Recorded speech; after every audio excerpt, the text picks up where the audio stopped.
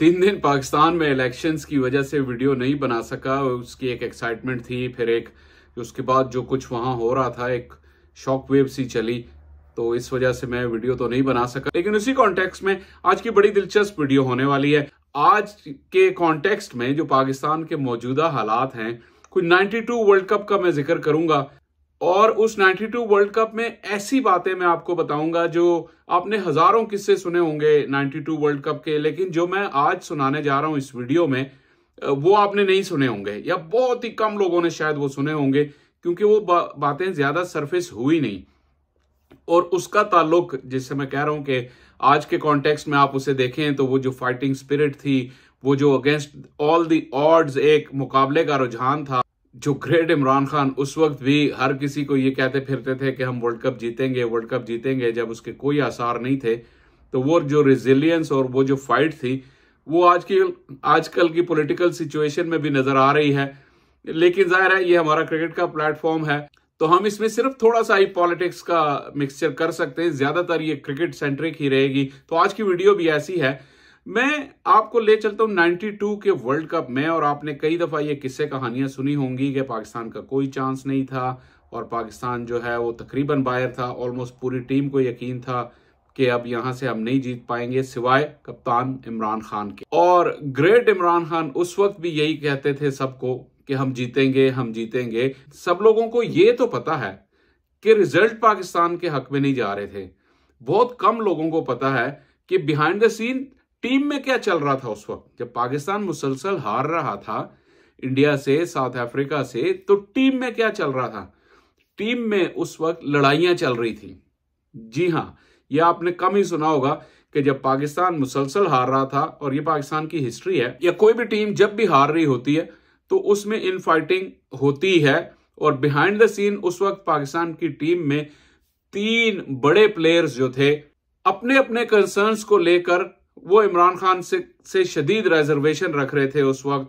और वो 3 बड़े प्लेयर जो थे उस टीम के, वो कौन कौन थे? वो थे ग्रेट जावेद मियांदाद, सलीम मलिक और रमीज राजा। इन तीनों के अपने अपने कंसर्न थे और टीम में जो है कोई यूनिटी नहीं थी, और हर बंदा जो है वो आपस में बैठ के यही बातें कर रहे थे, जो अपने ग्रीवियंसेस थे वो बता रहे थे, और कप्तान इमरान खान के खिलाफ मिलजुल के ये सब बातें करते थे। स्टार्ट करते हैं जावेद मियांदाद से। जावेद मियांदाद की जो रिजर्वेशन थी वो ये थी कि आपको पता होगा कि जावेद मियांदाद पहले उस टूर के लिए सिलेक्ट नहीं हुए थे, लेकिन बाद में उन्हें भेजा गया। और उनके जो मुतबादिल थे, जो सेलेक्ट किए थे इमरान खान ने, वो थे इंजमाम उल हक और जाहिद फजल। और जाहिर है कि वर्ल्ड कप के शुरू में जाहिद फजल से भी कोई परफॉर्मेंस नहीं हुई, इंजमाम की भी परफॉर्मेंस नहीं थी। और जावेद मियांदाद सबको ये कहते पाए गए कि ये कौन से प्लेयर इमरान खान ने सेलेक्ट किए हैं, ये कौन से प्लेयर ये ले आया यहाँ पर वर्ल्ड कप जैसे टूर्नामेंट के लिए, किन को उठा के ले आया। और इसी से कनेक्टिंग एक स्टोरी जो आपने सुनी होगी वो ये है कि इंजमाम उल हक को किसी एक सीनियर प्लेयर ने इतने बुरे तरीके से झाड़ा कि वो रो पड़े थे। इसी टूर्नामेंट के दौरान ही एक स्टेज पे ऐसा वाकया हुआ था, और वो यही बात थी कि जब उन्हें ये कहा गया कि तुम कौन हो, तुम्हें तो खेलना ही नहीं आता, तुम कैसे यहां पहुंच गए हो, ये कौन पागल है जो तुम्हें यहां ले आया है। और ये सुन के इंजमाम रो पड़े थे।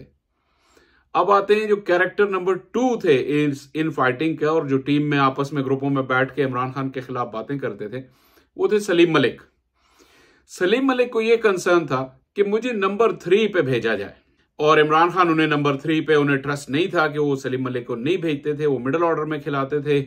अगेन वो जब रमीज राजा खेल रहे थे तो जाहिद फजल, इंजमाम, इनमें से किसी को नंबर 3 पे ट्राई करते रहे शुरू में, जो कि फिर जब रमीज नहीं खेले तो इंजमाम को ओपन भी कराई, लेकिन ये एक्सपेरिमेंट भी कामयाब नहीं हुआ। तो सलीम मलिक भी ये कहते फिरते थे कि मुझे नंबर 3 कप्तान नहीं खिला रहा, और वो जो है एक अलग ही उनकी कहानी थी, और टीम में एक डिसेंट था उनकी पोजीशन को लेके। जाहिर है वो उस वक्त तक काफी सीनियर थे, उससे पहले वो बड़ी परफॉर्मेंस करके आए थे इंटरनेशनली भी, और काउंटी चैंपियनशिप में पहला साल था उनका 91 का, जहां पे उन्होंने डबल सेंचुरियां बनाई, बड़े रन्स किए।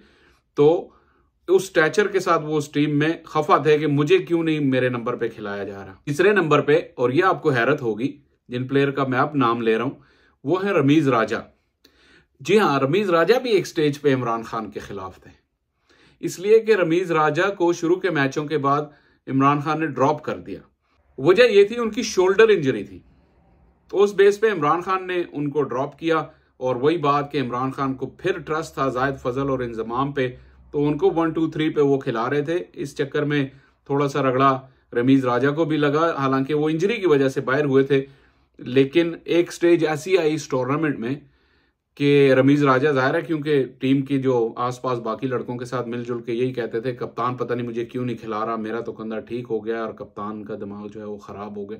Not exactly those words but along the lines कि जी ये तो क्या हो गया और ये वो। तो एक स्टेज पे इमरान खान ने रोक के रमीज राजा को पब्लिकली भी पूछा कि क्या तुम लोगों में कहते फिरते हो कि जी मेरा कंधा जो है वो ठीक हो गया और मुझे कहते हो कि मैं फिट नहीं हूं और लोगों को जाके कहते हो कि वो मुझे नहीं खिला रहा। तो ये वर्ल्ड कप में रिजल्ट्स के अलावा बिहाइंड द सीन्स ये किस्से कहानियां चल रही थी। और एक इमरान खान थे जो इन सारे वाकयात के बावजूद हर जगह हर शख्स को यही कहते फिर रहे थे, हम जीतेंगे, हम जीतेंगे। इस हद तक के इवन वसीम अकरम के मुंह से आपने सुना होगा कि कभी कभी तो हम लोगों को आपस में जब हम बैठते थे तो हम ये कहते थे लाइटर मोड में कि खान पागल हो गया है, स्किपर पागल हो गया है, इसको समझ नहीं आ रही। हम कुछ कहते हैं, टेबल की पोजीशन कुछ और है, टीम का कॉम्बिनेशन नहीं बन रहा, और ये जो कह रहा है कि हम जीतेंगे, हमें ये गुमान होता था कि ये खान जो है वो पागल हो गया है। लेकिन आप दाद दें उस ग्रेट मैन की, उसकी विजन की, उसकी फेथ की, और बात यहीं से मैं चेंज करूंगा फेथ पे। आज भी उनका यही फेथ है कि अल्लाह उनकी मदद करेगा, अल्लाह उनको देख रहा है, और उन्हें उस फेथ की वजह से यकीन है और अपनी जो प्रिंसिपल्स पे वो खड़े हैं, उन्हें यकीन है कि जीत उनकी होगी। खैर 92 के वर्ल्ड कप में फिर टर्निंग पॉइंट कहां से आया? टर्निंग पॉइंट आया पाकिस्तान ऑस्ट्रेलिया का मैच था। वहां उन्होंने रमीज को वापस लेकर आए जो कहते फिर रहे थे कि मैं फिट हूं, कप्तान नहीं खिला रहा। वहां उन्होंने सलीम मलिक को तीसरे नंबर पे खिलाया।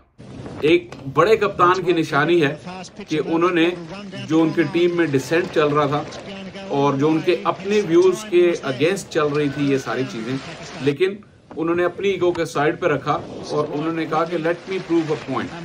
तो खैर रमीज वापस आए और रमीज और आमिर सुहेल की जो पार्टनरशिप थी वहां उसने टोन सेट कर दी। पाकिस्तान को तकरीबन 80 रन का ओपनिंग का स्टार्ट मिला in quick time in those days, और वो भी पर्थ की पिच पर। तो वो एक डिसीजन जो है वो विंडिकेट हुआ रमीज को लाने का, लेकिन सलीम मलिक को वन डाउन भेजा और सलीम मलिक ने पाकिस्तान की जिस वक्त स्ट्रॉन्ग पोजीशन थी उस वक्त वो खेलने आए रमीज के आउट होने के बाद। तो वहां पे उन्होंने एक ओवर मेडन पूरा खेल दिया टॉम मूडी का, और आखिरी गेंद पे वो आउट भी हो गए बगैर कोई रन बनाए। तो यहाँ तो सलीम मलिक की नंबर 3 का इशू तो यही सेटल हो गया। अलबत्ता ये कि रमीज ने जो है रन्स की और अच्छी पार्टनरशिप की, इसकी वजह से ओपनिंग पार्टनरशिप का मसला भी यहीं पे सॉल्व हो गया और रमीज फिर ओपन करते रहे till the end of the tournament, और परफॉर्मेंस भी उनकी अच्छी रही। सलीम मलिक यहाँ से लड़खड़ा गए, और यही शायद वो फैसला था जब इमरान खान ने खुद फैसला किया कि मैं अब नंबर 3 पे खेलूंगा, क्योंकि कोई ऑप्शन जो है वो काम नहीं आ रहा था। और जो बाकी रही इंजमाम की contribution towards the latter end, वही इमरान खान के फेथ को विंडिकेट किया इंजमाम ने, वो मैच विनिंग इनिंग खेली फाइनल और सेमीफाइनल में। तो यहाँ कहने का मकसद ये एक रिजिलियंस और एक फाइटिंग स्पिरिट तो है ही है कप्तान इमरान खान की मशहूर, लेकिन towards the latter half of his career और into his political career and social work career, उनका जो फेथ है अल्लाह पे वो बहुत ही स्ट्रांग है, और उन्हें यकीन है कि अगर वो सीधे रास्ते पे खड़े हैं तो दुनिया की